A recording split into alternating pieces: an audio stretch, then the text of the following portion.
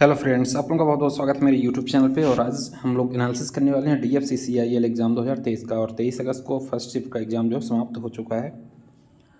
और जो भी जीके जीएस के क्वेश्चंस पूछे गए थे सभी क्वेश्चंस प्राप्त हो चुके हैं। 1 बाय 1 सारे क्वेश्चन यहाँ पे हम लोग देखने वाले हैं। ठीक है, तो शुरू करते हैं आज का वीडियो। पहला जो क्वेश्चन पूछा गया था, 8वीं अनुसूची में कौन सा भाषा नहीं है। ऑप्शन तो नहीं मिल पाया है, लेकिन यहाँ पे देख लेते हैं कि 8वीं अनुसूची में आपकी वर्तमान में कितनी भाषाएँ हैं और कौन कौन सी भाषाएँ शामिल हैं। ठीक है, तो भारतीय संविधान की 8वीं अनुसूची में 22 भाषाओं को राजभाषा के रूप में मान्यता दी गई है।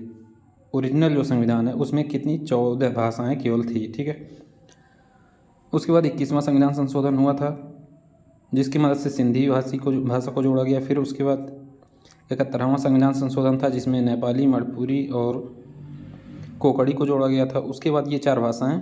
उसके बाद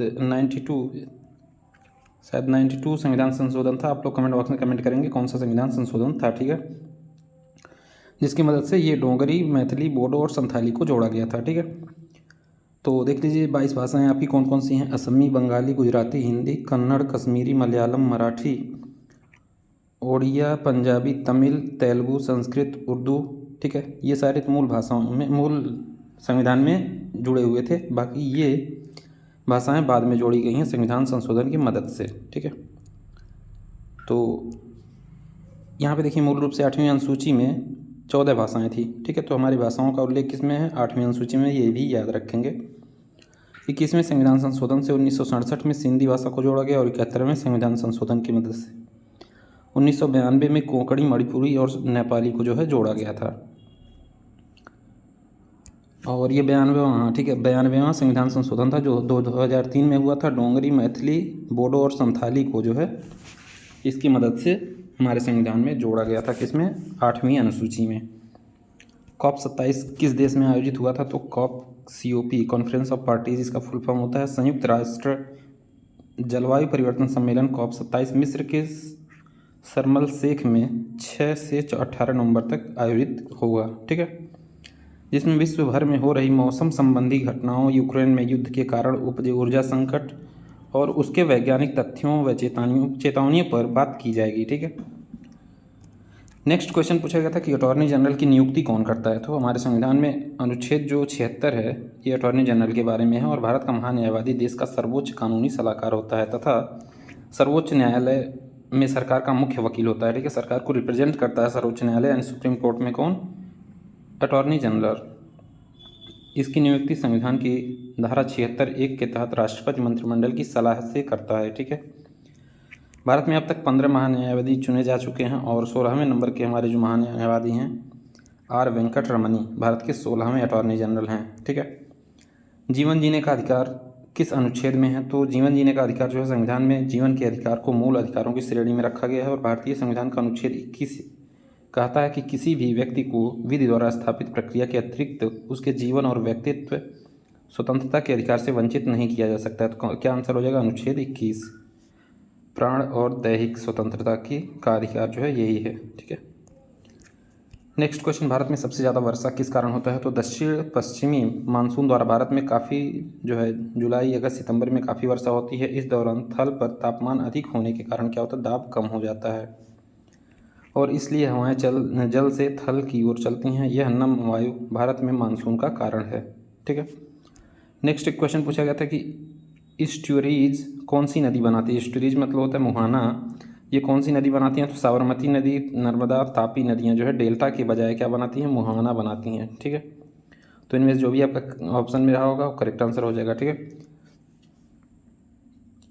हंगरी फॉर कार्गो ये किसका मोटो है, तो ये रेलवे का मोटो है। ये भी क्वेश्चन पूछा गया था। फिर पूछा गया था SLR का फुल फॉर्म पूछा गया था। ठीक है, एक SLR होता है, एक होता है CRR। ठीक है, SLR का फुल फॉर्म होता है स्टैट्यूटरी लिक्विडिटी रेशियो। ठीक है, स्टैट्यूटरी लिक्विडिटी रेशियो होता है और हिंदी में इसे कहते हैं संविधिक तरलता अनुपात। और एक होता है CRR कैश रिजर्व रेशियो होता है। ठीक है, CRR का फुल होता है कैश रिजर्व रेशियो। तो दोनों याद रखेंगे, कोई आपके आने वाले एग्जाम में पूछा जा सकता है। शॉर्ट सर्किट में करंट पर क्या इफेक्ट होता है, ये क्वेश्चन पूछा गया था कि अगर शॉर्ट सर्किट हो जाता है तो करंट पर क्या इफेक्ट पड़ेगा, तो क्या होगा, करंट बहुत ज़्यादा बढ़ जाएगा। जो हमारा डोमेस्टिक सर्किट होता है ये 2 काइंड्स ऑफ वायर होते हैं। इसमें 2 तरीके वायर होते हैं, एक लाइव वायर होता है और एक होता है न्यूट्रल। ठीक है, the voltage of potential difference provided by electricity companies is maintained between these two wires. जो पोटेंशियल डिफरेंस होता है ये इन्हीं दो वायर्स की मदद से जो है मेंटेन किया जाता है। नेक्स्ट क्वेश्चन पूछा गया, myopia is correct by which lens. जो मायोपिया होता है उसको हम किस लेंस से करेक्ट करते हैं, तो करते हैं कॉन्केव लेंस से। उपयुक्त शक्ति के अवतल लेंस का उपयोग करके निकट दृष्टि दोष को ठीक किया जा सकता है, ठीक है। और दूर दृष्टि होगा तो उत्तल लेंस का प्रयोग करेंगे, और अगर निकट दृष्टि दोष है तो अवतल लेंस से उसको हम ठीक कर देते हैं। निकट दृष्टि संबंधी आँख में छवि रेटिना के सामने बनती है, इसलिए छवि को रेटिना पर स्थानांतरित करने के लिए अपसारी लेंस का उपयोग किया जाता है। यहाँ पे देखिए convex lens is use to correct hypermetropia, ठीक है। यानी कि दूर दृष्टि दोष के लिए हम हाइपरमेट्रोपिया वर्ड यूज करते हैं, और मायोपिया यूज करते हैं किसी निकट दृष्टि दोष के लिए। तो निकट दृष्टि दोष के लिए अवतल लेंस और दूर दृष्टि के दोष के लिए उत्तल लेंस का प्रयोग करते हैं। Next, focal length of a plane mirror is. Plane mirror का फोकल लेंथ क्या होता है, तो a plane mirror is a flat reflecting surface. एक कोई फ्लैट रिफ्लेक्टिंग सरफेस है, इस पर जैसे ही आएगा वैसे ही पैरेलल ये चला जाएगा वापस, ठीक है। When the parallel rays of light strike the mirror they get reflected, वो रिफ्लेक्ट हो जाती हैं और back parallel to each other जो है रिफ्लेक्ट हो जाते हैं। सो दे नेवर मीट, और we can say that they meet at infinity. So the focal length of the plane mirror is infinite, ठीक है। इन्फिनिटी पे वो मिलेंगे, इसलिए इसका फोकल लेंथ जो हो जाता है क्या होता है, इनफाइनाइट हो जाता है। नेक्स्ट देखते हैं, समतल दर्पण की फोकस दूरी अनंत होती है, क्योंकि समतल दर्पण से परावर्तन के बाद मिलने वाली समांतर किरणें पुनः अनंत पर मिलती हैं। एक समतल दर्पण की फोकस दूरी असीमित होती है, क्योंकि यह अनंत वक्रता त्रिज्या वाला एक गोलाकार दर्पण होता है, ठीक है। हम पहले से ही जानते हैं फोकल लंबाई वक्रता त्रिज्या के आधे के बराबर होती है। परिणामस्वरूप समतल दर्पण की फोकस दूरी क्या होती है, असीमित होती है, ठीक है, infinite. Genus belongs to which family, तो a genus is a taxonomic category ranking used in biological classification that is below family and above species. Species exhibiting similar characteristics comprises a genius, ठीक है, a genus. Next question, how many elements are placed in Mendeleev period table. इसका answer क्या होगा आपका 63 होगा। In 1869 ही arranged 63 elements in the periodic table. That periodic table is called the Mendeleev periodic table, ठीक है, मेंडलीव पीरियोडिक टेबल कहा गया, और इसमें 63 एलिमेंट्स को जो है सजाया गया था। Image in plane mirror is always, जो इमेज बनता है प्लेन मिरर में वो कैसा होता है, तो ये आभासी होता है और सीधा समतल होता है, ठीक है। दर्पण हमेशा एक ऐसी छवि बनाते हैं जो आभासी, सीधी, पार्श्व रूप से उल्टी और वस्तु के समान आकार की होती हैं। इसके अलावा दर्पण से जो छवि बनती है उसकी दूरी, छवि की दूरी क्या होता है, हमेशा दर्पण से वस्तु की दूरी के बराबर होता है। मान लीजिए ये दर्पण है, तो ये जितनी दूरी पे वस्तु रहेगा उतनी दूरी पे इसका जो है मिरर भी बनेगा, इमेज भी बनेगा, ठीक है। वस्तु की दर्पण से दूरी वस्तु के दूरी के बराबर ही बनेगा, ठीक है। नेक्स्ट क्वेश्चन पूछा गया था, लेड सल्फेट का फॉर्मूला क्या होता है, तो लेड सल्फेट आपका होता है PbSO4। लेड सल्फेट एक सफ़ेद ठोस है जो प्रकृति में क्रिस्टलीय होता है, पानी में नहीं घुलता, और जब पानी में डाला जाता है तो घनत्व पानी से भारी होता है। लेड के बंधन में 2 सकारात्मक आयन और 2 नकारात्मक आयन मौजूद होते हैं, यानी कि 2 पॉजिटिव आयन 2 निगेटिव आयन हमेशा मौजूद रहते हैं, ठीक है। अक्रिय युग्म प्रभाव के कारण सीसा सकारात्मक 2 आयन प्रदर्शित करता है, जो बताता है कि सबसे बाहरी s ऑर्बिटल में 2 इलेक्ट्रॉन संक्रमण के बाद जो है धातुओं के यौगिकों में असंबंध रहते हैं, क्योंकि जब s इलेक्ट्रॉन उद्गमित रहते हैं तो ऑक्सीकरण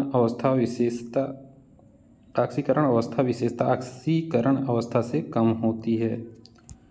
नेक्स्ट, प्राइमरी कंज्यूमर कौन होता है, तो प्राइमरी वो होता है जो प्रोड्यूसर होता है, ये प्रोड्यूसर को जो खाता है वो प्राइमरी उपभोक्ता होता है। तो प्राथमिक उपभोक्ताओं को शाकाहारी के रूप में भी जाना जाता है। कुछ सामान्य शाकाहारी टिड्डे, एफिडेस, पक्षी में तोता हो गया, कुछ स्तनधारी स्थलीय पारिस्थितिक तंत्र में भेड़, मवेशी, बकरी, गधा, और जलीय पारिस्थितिक तंत्र में मोलस्क हैं, ठीक है।